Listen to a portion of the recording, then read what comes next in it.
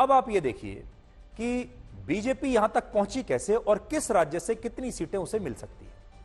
देखिए, पिछली बार उत्तर प्रदेश में बीजेपी ने 80 में से 62 सीटें जीती थी, लेकिन इस बार वो 64 से 67 सीटें जीत सकती है। छत्तीसगढ़ में 11 की 11, उत्तराखंड में 5 में से 5, हिमाचल प्रदेश में 4 की 4, गुजरात में 26 की 26, मध्य प्रदेश में 29 की 29 सीटें बीजेपी इस बार जीत सकती है, यानी क्लीन स्वीप है। लेकिन सबसे बड़ा उलटफेर किया है पश्चिम बंगाल में, और इसने सबको हैरान कर दिया है। देखिए पश्चिम बंगाल में क्या हुआ है। पश्चिम बंगाल में लोकसभा की 42 सीटें हैं। पिछली बार बीजेपी ने 18 और टीएमसी ने 22 सीटें जीती थी। इस बार उल्टा हो गया, बीजेपी को 26 से 31 सीटें मिल सकती हैं और टीएमसी को और उसके सहयोगियों को 11 से 16 सीटें मिल सकती हैं। बिहार में बीजेपी को नुकसान हो रहा है।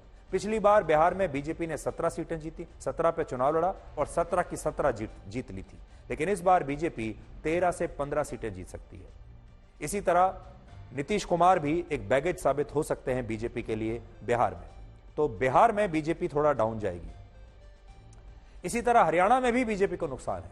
हरियाणा में पिछली बार बीजेपी सभी 10 सीटें जीती थी, लेकिन इस बार बीजेपी 6 से 8 और कांग्रेस 2 से 4 सीटें जीत सकती है। हालांकि विपक्षी नेता एग्जिट पोल के इन अनुमानों से बड़े निराश हैं और उन्होंने अभी से एग्जिट पोल को दोष देना शुरू कर दिया है, एग्जिट पोल्स पर सवाल उठाने शुरू कर दिए हैं और अब वो शायद मन मन में ये सोच रहे होंगे कि काश एग्जिट पोल्स के जो ये नतीजे आ रहे हैं, एग्जिट पोल, ये सारे 4 जून को गलत निकले। राहुल गांधी ने कहा है कि इस बार के तमाम एग्जिट पोल्स को खारिज कर देना चाहिए और उन्होंने इन एग्जिट पोल्स को मोदी का मीडिया पोल कहा है। मीडिया से कहा है कि उसने पंजाब के दिवंगत गायक सिद्धू मूसेवाला का वो गाना सुना है जिसका शीर्षक है 295 यानी 295, और वो ये कहते हैं, इस गाने का हवाला देकर राहुल गांधी ने कहा है कि उनकी 295 सीट आ रही हैं, यानी इंडिया गठबंधन की। इसका नाम एग्जिट पोल नहीं है, इसका नाम मोदी मीडिया पोल है। ये मोदी जी का पोल है, फैंटेसी पोल है उनका। सर कितनी सीटें आ रही हैं आपके हिसाब से? सिद्धू मूसेवाला का सॉन्ग सुना आपने? 295। इसका नाम एग्जिट पोल नहीं है, इसका नाम मोदी मीडिया पोल है। ये मोदी जी का पोल है, फैंटेसी पोल है उनका। सर कितनी सीटें आ रही हैं आपके हिसाब से? सिद्धू मूसेवाला का सॉन्ग सुना आपने? 295। तो देश को आज एक नई बात पता चली कि राहुल गांधी भी सिद्धू मूसेवाला के गाने सुनते हैं। ये पहले शायद मुझे भी नहीं पता था, आपको भी नहीं पता होगा कि राहुल गांधी सिद्धू मूसेवाला के फैन हैं और सिद्धू मूसेवाला के गाने वो सुनते हैं, नहीं सुनते ही नहीं है, उन्हें गाने याद भी हैं। आज उन्होंने ये बात देश को बताई है। लेकिन एक बड़ी बात यह है कि एग्जिट पोल्स पर कांग्रेस पार्टी और इंडिया गठबंधन के जो लोग हैं वो एग्जिट पोल्स पर सारा गुस्सा निकाल रहे हैं, सारी लड़ाई एग्जिट पोल से और मीडिया से लड़ रहे हैं। जबकि सारे एग्जिट पोल क्या गलत हो सकते हैं, क्योंकि इस बार तो सारे एग्जिट पोल एक ही तरफ इशारा कर रहे हैं। लेकिन यह पहली बार नहीं है जब राहुल गांधी ने एग्जिट पोल्स को इस तरह से खारिज किया है।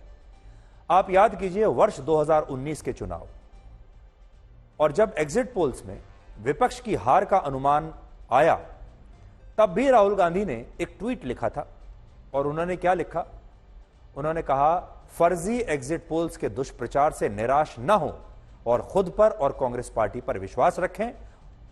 तब उन्होंने लिखा था, मैं आपको एक बार बड़ी स्क्रीन पर एक बार आप देख लीजिए, 2019 में भी उन्होंने यही बात कही थी। देखिए, अगले 24 घंटे महत्वपूर्ण है, सतर्क और चौकन्ना रहें, डरे नहीं, आप सत्य के लिए लड़ रहे हैं। फर्जी एग्जिट पोल के दुष्प्रचार से निराश ना हो, खुद पर कांग्रेस पार्टी पर विश्वास रखें, आपकी मेहनत बेकार नहीं जाएगी। 22 मई 2019। तो देखिए, तब जो एग्जिट पोल आए थे तब भी उन्होंने यही कहा था, और 2019 में आप सबको पता होगा कांग्रेस पार्टी को 52 सीटें मिली थी, 52 सीट उन्हें मिली थी। और ऐसा लगता है कि राहुल गांधी इस बार भी पिछले चुनावों की उसी स्क्रिप्ट को दोबारा से दोहरा रहे हैं। आज भी उन्होंने कांग्रेस पार्टी के दफ्तर में एक वर्चुअल मीटिंग की जिसमें उन्होंने कांग्रेस के देश भर के लोकसभा उम्मीदवारों से बात की और उन्हें कहा कि वो एग्जिट पोल्स पर ध्यान न दें और 4 जून को वोटों की गिनती के लिए अपने अपने काउंटिंग सेंटर्स पर पार्टी कार्यकर्ताओं के साथ पूरी तरह से तैयार रहें और वहां पर पूरे सतर्कता बरतें। उन्हें ऐसा लगता है कि शायद कोई धांधली हो जाएगी वोटों की गिनती में। इस बैठक के बीच कांग्रेस नेता जयराम रमेश के उस सोशल मीडिया पोस्ट को लेकर बहुत विवाद हो रहा है, जिसमें उन्होंने यह दावा किया कि 4 जून के नतीजों से पहले गृह मंत्री अमित शाह ने 150 जिलों के डीएम को फोन करके चुनाव को मैनेज करने की कोशिश की और इस बार बीजेपी नहीं तो हार रही थी। लेकिन चुनाव आयोग ने जयराम रमेश को नोटिस जारी करके उनके इस दावे का सबूत मांग लिया और उनसे पूछा है कि उनके पास इस बात का क्या सबूत है। और अब जयराम रमेश इस दावे को लेकर आगे फंस सकते हैं, क्योंकि उन्हें इलेक्शन कमीशन को यह जवाब देना पड़ेगा कि उनके पास ये सारी जानकारी आई कहां से कि होम मिनिस्टर अमित शाह ने 150 जिलों के कलेक्टर्स को फोन किया है और उनसे क्या कहा है। आप सोचिए कैसा आरोप है ये।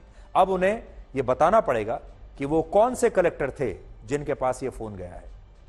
एक तरफ कांग्रेस कह रही है कि बीजेपी हार रही है और गृह मंत्री अमित शाह 150 जिलों के डीएम को फोन कर रहे हैं। दूसरी तरफ विपक्ष के नेता आज चुनाव आयोग के दफ्तर पहुंचे, जहां उन्होंने वोटों की गिनती को लेकर चुनाव आयोग से 4 बड़ी मांगें की हैं। पोस्टल बैलेट के आधार पर निर्णय उत्तर से दक्षिण हो गया है, पूर्व से पश्चिम हो गया है। इसीलिए ये प्रावधान बनाया गया था, यही इसका औचित्य है। इसलिए ये अति आवश्यक है कि आप कानून के अंतर्गत एक गाइडलाइन द्वारा नियम को नहीं बदल सकते। बी, पोस्टल बैलेट जो निर्णायक एक रोल प्ले करता है उसके लिए भी अनिवार्य है कि उसको पहले गिना जाए। और तीसरा कि एक लेवल प्लेइंग फील्ड के लिए, गणतंत्र के लिए, स्वतंत्र चुनाव के लिए, जो कि संविधान के मूल तत्वों का एक अभिन्न अंग माना गया है, ये आवश्यक है कि जो पुराना रूल था उसी को फॉलो किया जाए, जो प्रावधान अभी भी है उसी को रूल किया जाए।